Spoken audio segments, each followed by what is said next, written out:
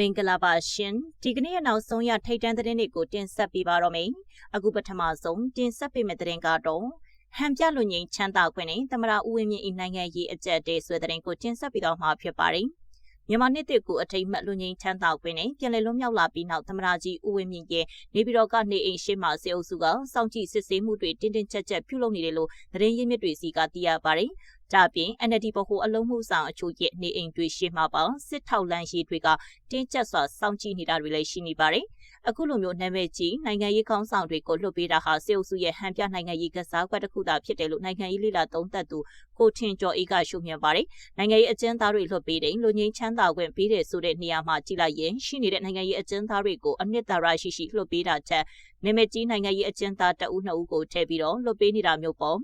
ဒါမျိုးတွေကိုတွေ့ရတယ်နောက်တစ်ခုကဒီလိုမျိုးလွတ်တယ်ဆိုလို့ရှိရင်လည်းတကယ်ကိုအနှစ်သာရရှိရှိအပြစ်မှနိုင်ငံရေးလှုပ်ရှားမှုလုပ်နိုင်ဖို့ဆိုတာမဟုတ်ဘဲနဲ့သူအတွက်အန္တရာယ်မရှိနိုင်တဲ့အခြေအနေမျိုးဖြစ်အောင်လွတ်ပေးပြီးနောက်ပိုင်းမှာထိန်ချုပ်ကန့်သက်နေတာမျိုးတွေနဲ့ပတ်သက်ရင်တွေ့ရတဲ့ပေါ့နော်စစ်အာဏာရှင်မင်းအောင်လှိုင်ကအရက်ဝက်လက်ပြီးအစိုးရအသစ်ပြောင်းပြီးနောက်နိုင်ငံတကာရဲ့ထောက်ခံမှုရရှိဖို့အချိန်ကိုက်သမရဦးဝင်းမြင့်ကိုလွတ်ပေးလိုက်တာဖြစ်ပါတယ်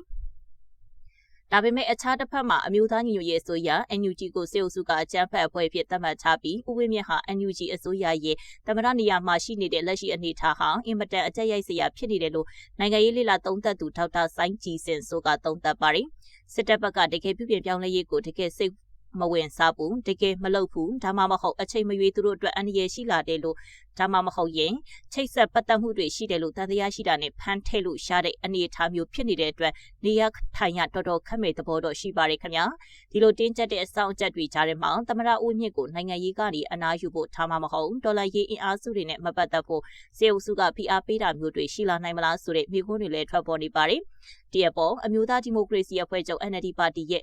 ့စမ်းချောင်းမျိုးနဲ့ဒုတိယဥက္ကဋ္ဌဦးဘိုဘိုဦးကတော့ဖိအားတွေရှိလာနိုင်ပေမယ့်သမရကြီးရဲ့ရက်တီချက်ကတော့ခိုင်မာလိမ့်မယ်လို့ယုံကြည်ထားပါတယ်။သမရကြီးဦးဝင်းမြင့်ကိုနိုင်ငံရေးဆက်မလုပ်ဖို့စစ်တပ်ကနေဖိအားပေးတာတွေရှိကောင်းရှိလာနိုင်ပါတယ်။ဒါပေမဲ့ကျွန်တော်ထင်နေပြသမရဦးဝင်းမြင့်ကလွတ်လွတ်လပ်လပ်ဆုံးဖြတ်မှာပါဖိအားတစုံတရာကြောင့်တော့သူကလုံးမယ်မလုပ်ဘူးဆိုတာတွေပေါ့နော်သူဘာသာသူလွတ်လပ်စွာပဲဆုံးဖြတ်ပါလိမ့်မယ်ခင်ဗျာဒါပေမဲ့နိုင်ငံရေးလေ့လာသူတွေကတော့အဆိုးဆုံးအခြေအနေကိုကြိုတင်တွေးတောထားဖို့သတိပေးနေကြပါတယ်တကယ်လို့တစ္ဆာခံတပွဲဖြစ်နေတဲ့သမရဦးဝင်းမြင့်အနေနဲ့စေအုပ်စုရဲ့ချင်းချောက်ဖိအားပေးမှု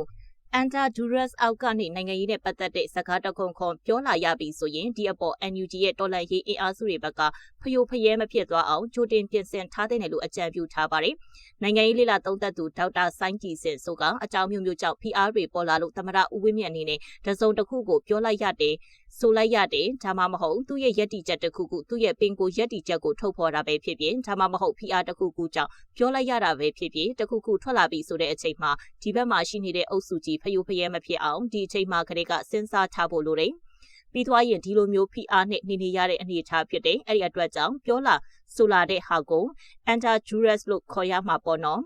ဒီလိုမျိုးလွှမ်းမိုးမှုဖိအားတစ်ခုခုရှိနေတဲ့အချိန်မျိုးမှာထုတ်ဖော်ရတဲ့စကားတွေသာဖြစ်တဲ့ဟာကိုသက်ဆိုင်ရာနိုင်ငံတွေသက်ဆိုင်ရာတန်တမန်အတိုင်းဝိုင်းတွေနဲ့ကြဲကြဲပြန့်ပြန့်ပြောထားဖို့လိုတယ်ပြီးသွားရင်သူတို့အနေနဲ့ကောင်းဆောင်မှုအပိုင်းမှာထည့်ထားတဲ့ဟာကနေစံကျင်ဘတ်သဘောထားတွေဖြစ်လာတဲ့အခါမှာဘလို့ကင်တွေဖြစ်ရှင်းမယ်ဆိုတဲ့ဟာတွေလည်းအစီအမံတွေလည်းစဉ်းစားထားဖို့လိုမယ်လို့မြင်တယ်ခင်ဗျားလို့ပြောပါတယ်လက်ရှိမှာတော့သမရဦးဝင်းမြင့်ကြုံတွေ့နေရတဲ့အကြက်တဲတွေကိုနိုင်ငံတကာတန်တမန်အတိုင်းဝိုင်းကလည်းအနီးကပ်ဆောင်ကြည့်နေကြပါတယ်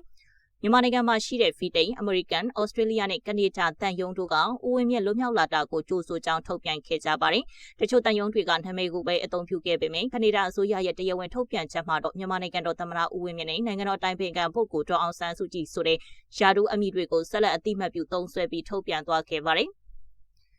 ဆက်လက်ပြီးအမတ344အမြောက်တရင်ကိုAAနဲ့ပူးပေါင်းတပ်တွေကထိုးစစ်ဆင်တိုက်ခိုက်လာနေတာကြောင့်စစ်ကောင်စီတပ်သားချုပ်ထွက်ပြေးမှုတွေရှိနေတဲ့ဆိုတဲ့သတင်းကိုတင်ဆက်ပေးသွားမှာဖြစ်ပါတယ်။အေယာဝတီတိုင်းရေကြီးမြို့နယ်ငတိုင်းချောင်းမြို့မြောက်စမ်းကြီးပါမှာတည်ရှိတဲ့အမြောက်တပ်အမတ344တရင်ကိုအရကတပ်တော် AA နဲ့ပူးပေါင်းတပ်တွေကအင်အားများပြားအုံပြုကထိုးစစ်ဆင်တိုက်ခိုက်လာနေတာကြောင့်စစ်ကောင်စီတပ်သားချုပ်ထွက်ပြေးမှုတွေရှိနေတယ်လို့တပ်သွင်းသတင်းရင်းမြစ်တွေစီကသိရပါတယ်။ပြီးခဲ့တဲ့မလဒုတိယပတ်လောက်ကအရကတပ်တော် AA နဲ့ပူးပေါင်းတပ်တွေဟာအမတ344အမြောက်တပ်ရင်ရင်ကာကင်းစခန်းချုပ်ကိုသိမ်းပိုက်ရရှိပြီးနောက်အဲ့ဒီအမြောက်တပ်ကိုပဲဦးတီကထိုးစစ်ဆင်တိုက်ခိုက်နေတာလည်းဖြစ်ပါတယ်။ အဆိုပါထိုးစစ်ဆင်တိုက်ခိုက်မှုကြောင့်အမတ344အမြောက်တပ်ရင်းမှာတာဝန်ထမ်းဆောင်နေကြတဲ့ပြည်သူ့စစ်မှုထမ်းအများပြားဟာထိခိုက်ဒဏ်ရာတွေနဲ့အတူထွက်ပြေးမှုတွေရှိနေတယ်လို့တပ်အတွင်းရှိစစ်ရေးသတင်းရင်းမြစ်တပ်ဦးကသတင်းဌာနကိုပြောပါတယ်။ AA နဲ့ပူးပေါင်းတဲ့အမတ344ကိုအင်အားလုံးရင်းနဲ့ထိုးနေတာပါ။အဲ့ဒီအမြောက်တပ်ရင်းကနေတချို့တပ်ရင်းတွေကစစ်ကြောင်းထိုးထွက်သွားတာရှိပါတယ်။အခုထိတော့ပြန်ရောက်တာမရှိသေးဘူး။ဒါကြောင့်တော်လှန်ရေးတပ်တွေကအင်အားအများပြားသုံးပြီးထိုးစစ်ဆင်နေတာပါ။အခုလိုထိုးစစ်ဆင်လာတော့ပြည်သူ့စစ်ပါစာအချို့ထွက်ပြေးမှုတွေရှိနေတယ်လို့ကြားရပါတယ်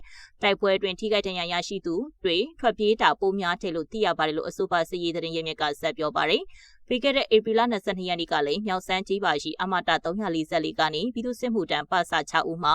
ထွက်ပြေးသွားတာဖြစ်ပြီး4ဦးလွတ်မြောက်သွားကကျန်တဲ့ဦးကိုတော့စစ်တပ်ကပြန်လည်ဖမ်းဆီးရှာမိခဲ့တယ်လို့လည်းသိရပါတယ်။မြောက်စမ်းကြီးပါရှိအမြောက်တန်းအမတ344တရင်ထဲမှာစစ်ကောင်စီတပ်ရဲ့အေယာဝတီတိုင်းဖြာပုံမြို့အခြေစိုက်ခြေလျင်တရင်ခလာရ98ဒနုပြူအခြေစိုက်ခြေလျင်တရင်ခလာရ108နဲ့တပ်မ66လက်အောက်ခံခလာရ14တရင်တို့ရှိနေတာလည်းဖြစ်ပါတယ်။အဆိုပါတရင်တွေဟာတိုက်ပွဲမပြင်းထန်မီပြီးခဲ့တဲ့မလလောက်ကလေးကစတင်ကငတိုင်းချောင်းမြို့နယ်ရှိတီတာကုန်းပြင်အနီးနဲ့ငကရစ်တောင်ကျောဘက်ကိုစစ်ကြောင်းထိုးမှုတွေရှိခဲ့တာလည်းဖြစ်ပါတယ်။စစ်ကြောင်းထိုးနေကြတဲ့ခလာရ98ခလာရ108နဲ့တပ်မ66လက်အောက်ခံခလာရ14တရင်တွေဟာလက်ရှိအချိန်ထိအမတ344အမြောက်တရင်ကိုပြန်ရောက်တာမရှိသေးပေကွင်းကောက်အင်ကပူမြို့နယ်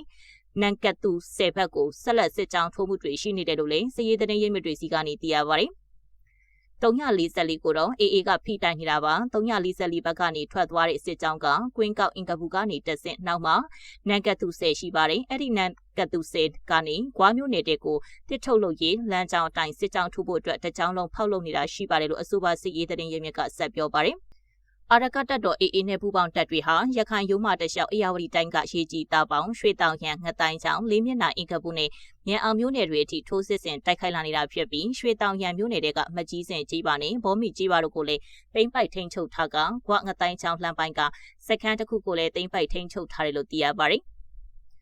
ဆက်လက်ပြီးအပြည့်ရသဘောတူညီမှုယူထားတဲ့မြို့များပါဝင်မြို့ပေါင်း60ကိုစေအုပ်ချုပ်ရေးကြီးညာတဲ့ဆွဲတဲ့ရင်ကိုတင်ဆက်ပြီးတော့မှာဖြစ်ပါတယ်။ရတရစီမံကိန်းဖြင့်ငြိမ်းချမ်းရေးပြုလုပ်မည်ဟုထုတ်ဖော်ပြောဆိုထားသည့်ရွေးတုသမရကတိုင်းနယ်ပြည်နယ်အသီးသီးရှိမြို့ပေါင်း60ကိုအရေးပေါ်စေအုပ်ချုပ်ရေးကြီးညာလိုက်ပါတယ်။2008ခြေဥပါဥပဒေပုံမှ473ခါခွေးအရာစေအုပ်ချုပ်ရေးကြီးညာတဲ့မြို့နယ်များ၏အုပ်ချုပ်ရေးနှင့်တရားစီရင်ရေးတာဝန်များကိုတမတော်ကာကွယ်ရေးဦးစီးချုပ်ထံအနှင်းသည်ဟုရွှေတုသမရမင်းအောင်လှိုင်အမိန့်ဖြင့်ယနေ့ဧပြီ23ရက်တွင်ထုတ်ပြန်ပါတယ်။စီရေးမငြိမ်သက်သည့်မြို့နယ်များနှင့်စစ်တပ်ကအုပ်ချုပ်ရေးကိုလုံးဝလက်လွတ်လိုက်ရသည့်မြို့နယ်များအပါအဝင်တိုင်းနယ်ပြည်နယ်9ခုမှမြို့နယ်ပေါင်း60ကိုအရေးပေါ်စေအုပ်ချုပ်ရေးကြီးညာလိုက်ခြင်းဖြစ်ပါတယ်။ကချင်ကယားကရင်ချင်းစကိုင်းမန္တလေးမကွေးရခိုင်ရှမ်းတို့မှမြို့နယ်60တီစေအုပ်ချုပ်ရေးကြီးညာလိုက်ပြီးရခိုင်ပြည်နယ်မှာAAထိန်းချုပ်နယ်မြေ14ခုလုံးပါဝင်လာပါတယ်။ထို့အပြင်အပြည့်ရသဘောတူညီမှုရယူပြီးနယ်မြေခွဲဝေထားသည့် MNDAA နဲ့ TNL အုပ်ချုပ်ဒေသများနှင့်ဝနယ်မြေတွေပါစေအုပ်ချုပ်ရေးနယ်မြေအဖြစ်ထည့်သွင်းလာခြင်းဖြစ်ပါတယ်။စကိုင်းတိုင်းတွင်စေအုပ်ချုပ်ရေးပါဝင်သည့်မြို့ရှင်းမြို့နယ်မှာလည်း